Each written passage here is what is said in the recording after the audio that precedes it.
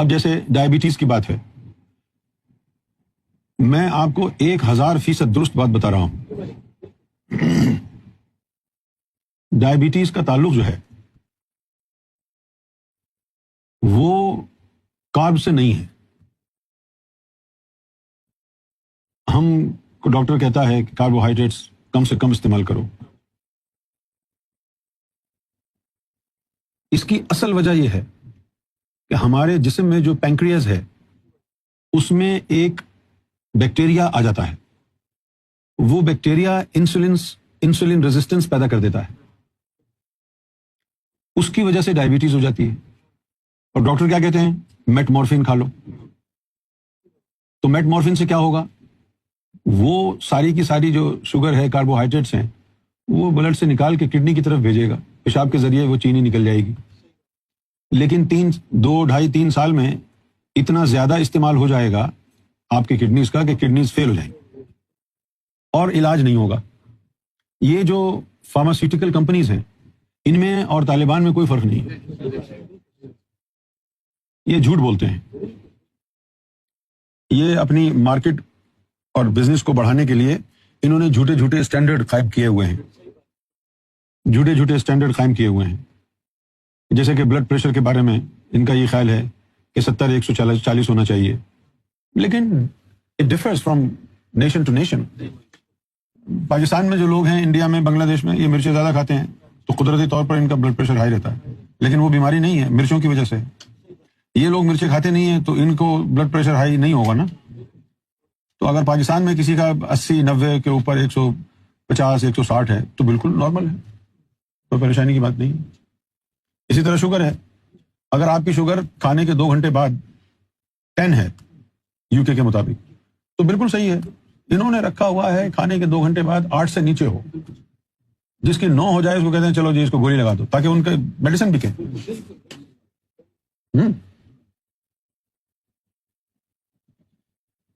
تو وہ جو بیکٹیریا ہے، وہ بیکٹیریا پینکریاس میں ہوتا ہے. اس بیکٹیریا کو نکالنے کے لیے ایک خاص بیکٹیریا ہے. میں نے اس کے اوپر بڑی تحقیق کی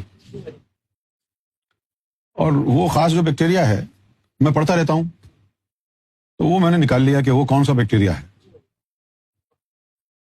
اب اس کی میڈیسن بھی منگا لی. لیکن اس کا مسئلہ یہ ہے کہ وہ اس کا ٹیبلٹ کھانے سے ایک World War III آپ کے اسٹمک میں شروع ہو جاتی. صرف درد نہیں، وہ ایسا لگتا ہے کہ بس آپ کو ٹوائلٹ جانا ہے. فیک کال، وہاں جا کے بیٹھے رہو، آ جا نہیں آئی.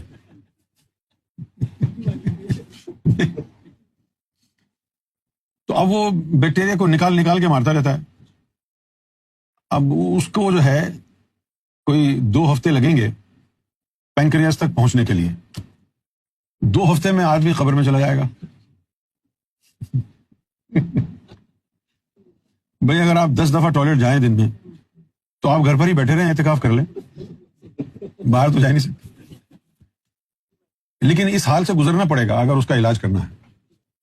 میرے پاس ہے وہ، میں نے 2-3 دن لی ہے، وہ بڑا برا حال ہو گیا. وہ ٹانگیں جو ہے کانپنے لگیں. تو اب 10 دفعہ ٹوائلٹ جائیں گے آپ تو سارے منرلز آپ کے نکل جائیں گے، باڈی کے اندر سے سارے منرلز نکل جائیں گے، کمزوری ہوگی. تو اس سے میرا 100% یقین ہے کہ اگر وہ دوائی پینکریاس تک پہنچ گئی تو اس بیکٹیریا کو مار دے گی اور آپ بالکل ہیل ہو جائیں. تم کو دوں وہ دوائی، ٹرائی کرو، 100 100%. کیونکہ جب میں نے پہلے دن وہ دوائی لی نا تو میں نے روحانی طور پر چیک کیا تو مجھے گرین کلر کی لائٹ، نور کی، وہ اسٹمک میں گھومتی ہوئی نظر آئی، جس سے مجھے پکا یقین ہو گیا کہ یہی چیز ہے. کیونکہ جب میں کسی کو دم کرتا ہوں اور میں دیکھتا ہوں کہ دم کرنے کے بعد وہ گرین لائٹ جاری ہے اس کے اندر، تو میں بول دیتا ہوں جاؤ ٹھیک ہو جاؤ. اگر وہ گرین لائٹ جاتی ہوئی نظر آئی نیپال میں ایک شخص میرے پاس آیا، کہنے لگا کہ میں نے